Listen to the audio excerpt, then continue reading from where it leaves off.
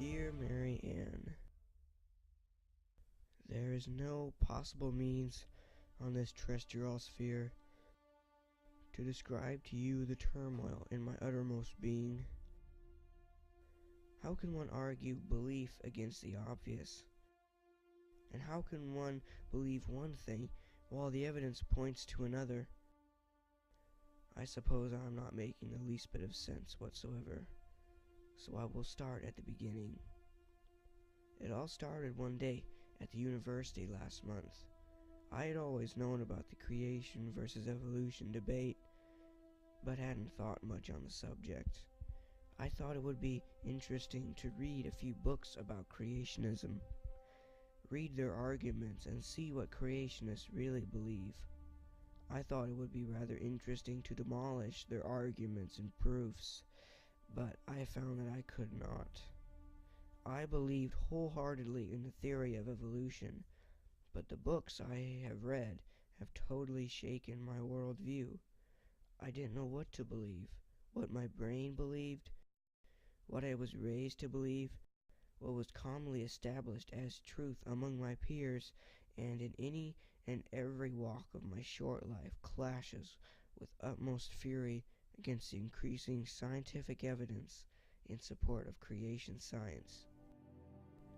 A person should not believe anything in blind faith, yet it seems that is precisely what I have been doing. All the stock for refusal of the preposterous idea of creation felt as if was being chiseled out from beneath me. I must say that at this point I was very vulnerable to creation science. The problem? Creation comes along with religion. You can't take one and leave the other. A few days after finishing the aforementioned books, I was showing a friend around the Oregon Museum of Science and Industry.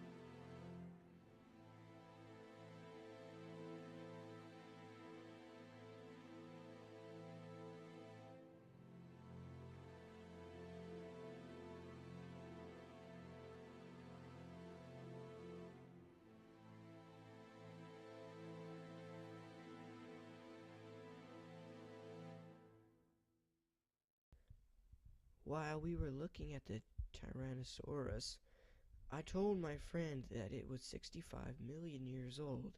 He asked me, how did I know that it was 65 million years old? I told him that scientists can tell how old fossils are by the rock layers they're found in. He asked me, how do the scientists know how old the rock layers are? I told him that they can tell how old the rock layers are by the fossils they find in the rock layers. He told me that that sounded a lot like circular reasoning.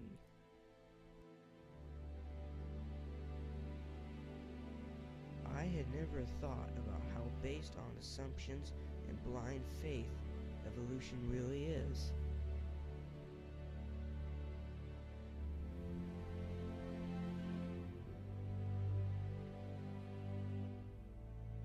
I decided to go to the library and find out as much as I could about Darwin.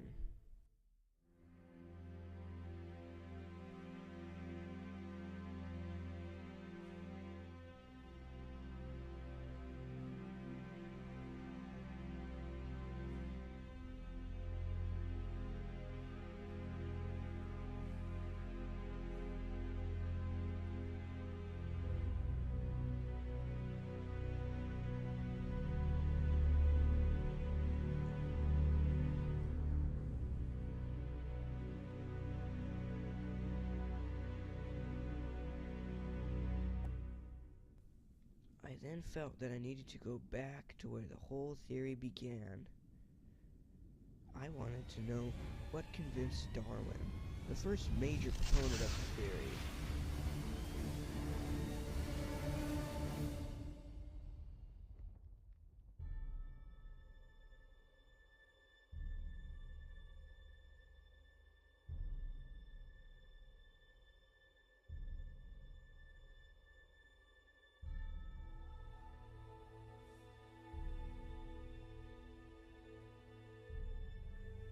I had read The Origin of Species before in school as a reading assignment, not really thinking about it, but as I reread it, I was struck by how the entire controversy could have arisen from such a book, which presented no evidence for the theory of evolution except in showing minor adaptation within species.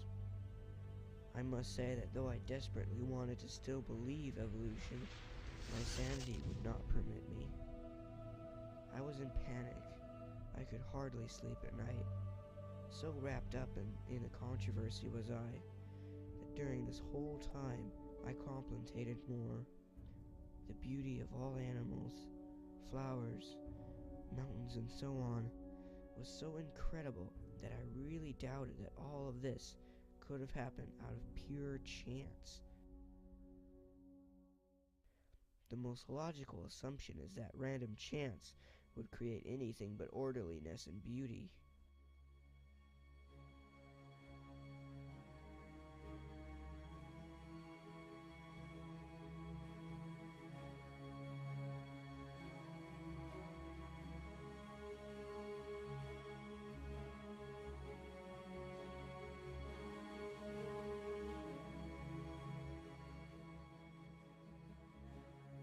How can evolution produce all the wonderful body systems, all the things that make life possible?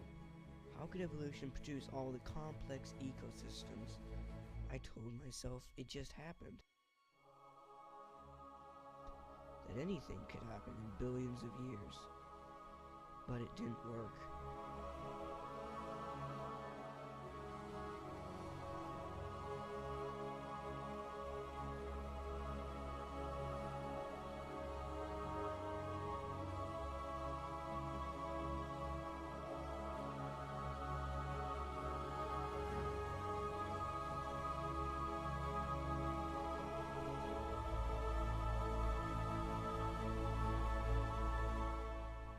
An evolutionist is forced by his theory to accept as truth that everything from a clam to bacteria, a tree to a snail, all evolved from nothing. How is that possible? With creation now established as the new truth in my intellectual mind, I must further pursue the truth.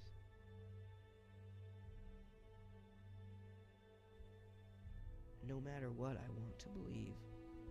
When you throw out evolution, there is not much else as an option but creation science. So now I have told you my struggle from being an ardent evolutionist to accepting creationism. I urge you to do the same. I would urge all evolutionists to do the same. Search out the truth. Don't be afraid of it. Don't cower from the truth behind a wall of false beliefs. Come out and face the facts, mounting ever higher towards a legitimate reality.